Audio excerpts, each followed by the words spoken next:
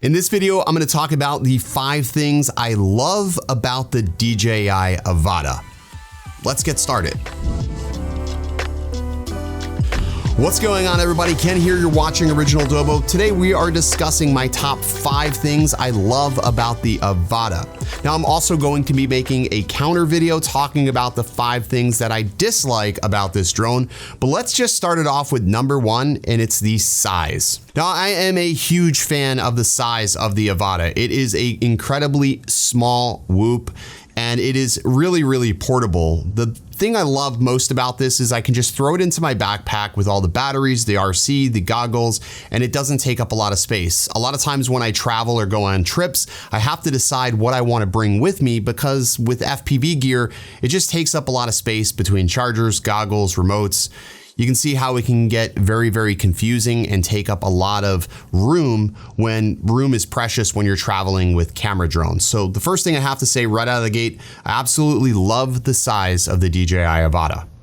Number 2 is going to be the battery life. On average, I'm getting about 11 to 12 minutes of manual flight time. Now, you may think to yourself that doesn't sound like a lot, especially if you are flying GPS drones, but somebody who flies FPV quite regularly, on a whoop of this size, 12 minutes is freaking outstanding, and honestly that is best in class flight time if you ask me. If I'm flying in the standard mode or even just sport mode, I can get up to about 14 minutes of true flight depending on the wind.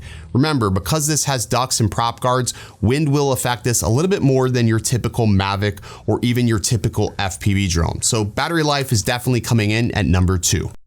Now this one may not be for everybody, but post-production flexibility. Because the Avata has gyro data built into it, it means you can use applications like GyroFlow to stabilize it even further.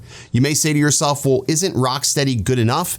And well, it is, but when you are working with a production company or you're doing something professionally, having the ability to really fine-tune the stabilization where you need it the most is a feature that I love, and that is honestly going to be one of the reasons why many people won't even look at a GoPro after flying this, because the camera is just that good. All right, let's get into number 4. Number 4 is the reliability. Oftentimes when I would fly my built FPV drones, I always had in my mind that I had to be careful about how far I went behind a building or how far I really pushed it as far as battery life goes. With the Avata, you don't really have to worry about it. It is incredibly reliable. The return to home works flawlessly, and you never have to worry about fail-safing and then losing your $600 built drone. There's nothing more painful than losing a drone that you built, and with this, you don't have to worry about that. The reliability of the Avata is honestly second to none, and it's probably one of the reasons why I will start using this a lot more versus, let's say, my Shen drone Squirts.